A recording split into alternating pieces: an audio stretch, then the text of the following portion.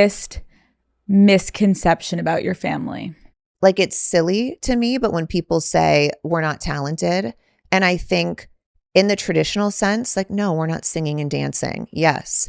But nowadays, there's so much more to people. And I think we have so much power in marketing and branding. And we've been in this business for 20 years.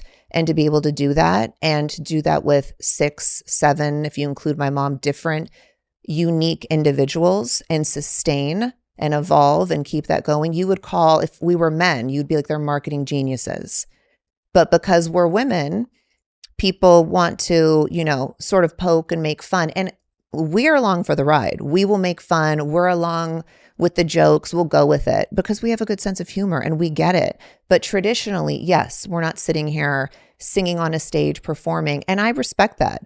But we also deserve a little respect in terms for how long that we've been sustaining in this industry and evolving and not just coasting, and to do it with so many different people.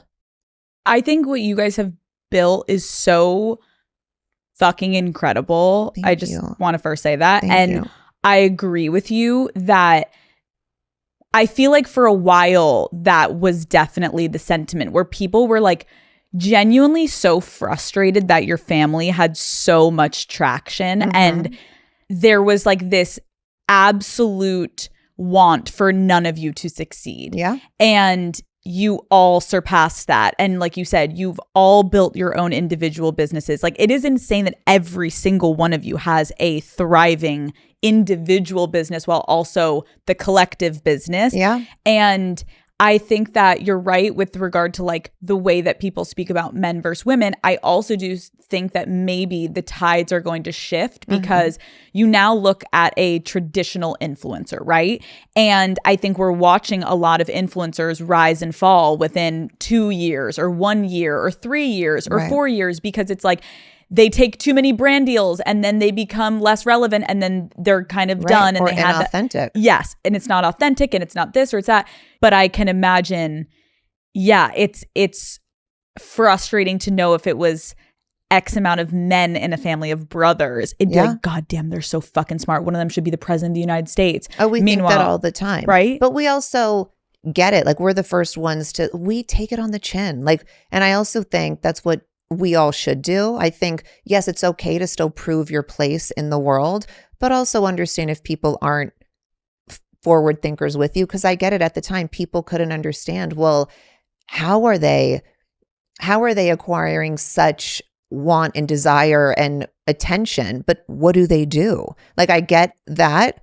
But we've proven ourselves. And especially when people, like you said, were praying and trying for our downfall. And we were like, no, we're good. It's really cool to see how you guys have continued to build in a way that, as a businesswoman myself, like, I look up to what you guys have done. Thank you. No, I love it. Okay, I'm going to give you a scenario and you tell me which family member you would call first. Okay. Who would you call if you needed a last minute red carpet look? Kim. Whose closet would you love to steal from the most? Kim and Kylie. Who has the best style? They're so unique and different in their own ways. But if I had Kendall's body, I would say Kendall. Okay. Who is the most high maintenance person in your family? Kris Jenner. As she should be. As rightfully so. Okay. What sister are you calling if you wanted to get back at an ex that did you wrong? Ooh, well, it depends who, but I would say Kendall, Kylie, Kim on Conference. I can't imagine how much money people would pay for that trio if you need advice. Like, I can't imagine being able to just call those 3 women and be like, I need advice. This man fucked me over. What do I do? Yeah. So good. Okay. What is the pettiest thing that you've done to get back at an ex? So I'm not like that petty of a person. I wish I was but I will say I'm going to fuck your dad. No. But it doesn't happen. But that would be like my dream if I was like that petty. But no, that's never happened. Khloé, the way that you just said that was like, I was like, oh my God, she's done that. Because in my soul, I want to. But then I'm like, can't. I will braid your hair later. Like, I'm such a pussy. But I pretend. I am. Like, in my soul, I'm like, and when I'm mad at you, I will fucking go off and I'm a machine gun with my words and insults. And then I'm like, all right, whatever. You're like, no. I'm over it. I got all the energy out. And then you're like, what are you doing later? You wanna hang out? Fine. Come over. Who makes the worst decisions when it comes to guys in your family? Can I say myself? No. I would say me. Not anymore, though. No. Cancel. Not anymore. I do not claim that energy anymore. We're done. What is the furthest length you've ever gone to get intel on a guy? Oh, I've gone far. I've gone far. I mean, yeah. Kim has this way of knowing how to hack into people's voicemails when voicemails were a thing. So we've done that in the past.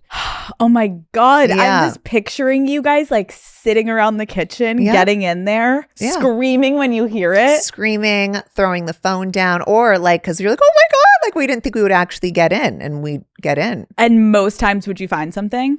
Probably every time. I mean, I've also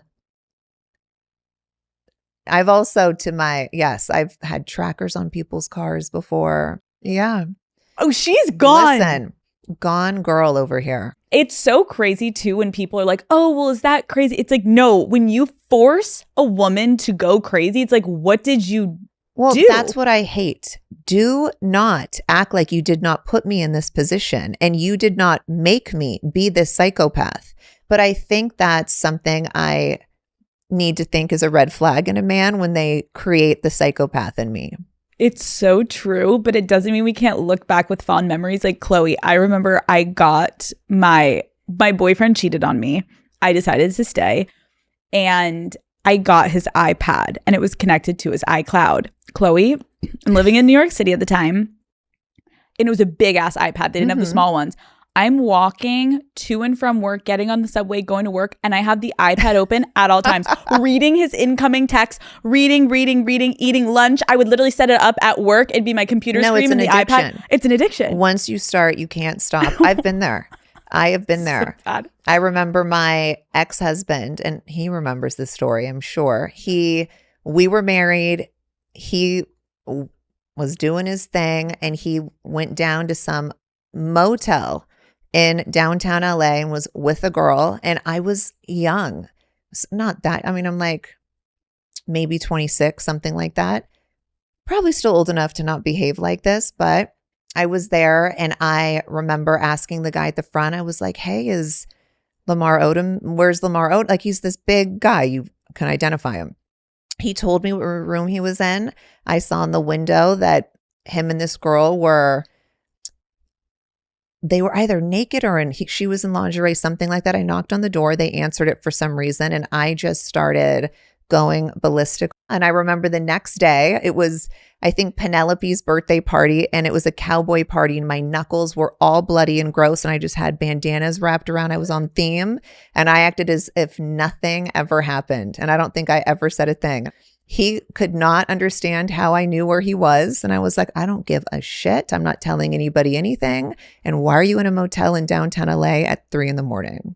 The best part is you're saying, you're like, he's like, how did you find out? Khloé, they're always like, how did you find out? You're like, it doesn't matter. Why are you doing Why are this? you here? But also, everyone told, like, it's like you're this 7-foot tall man. You're on the Lakers, everyone knows who you are. You're very identifiable. So I think how I found out was people on Twitter were like, Lamar Odom is da-da-da. And so I, of course, am that psychotic. I searched his hashtag for his name. Of course, like it's any real girl does. No, oh my God. Do you remember like that? I used to go, if I knew he was at a certain club, I'd like go to the Instagram story of the club. Of course. See who's tagging at the club. Then you go to their page. Oh no, it's that you never sleep. Girls never sleep. But that is when to any girl going through it right now, there is something so genuinely freeing. At first, it's painful because you literally feel like you're going through withdrawals. Where like I remember my friend took the iPad from me and she was like, yes, we're done. No, you need to. And I said no. And then I took it back and it only took him finally figuring it out and deactivating it. Yeah. Like she couldn't even get it away from me. But then it ended up, I started living my life again. I would go to work and not be focused on the iPad. It's an obsession and an addiction. And the best thing is when you're free of that. And I pray I never am back there again. Me too. I won't be. Yes, I'm sending I all won't the energy. be. This was years ago. So Fuck. hey.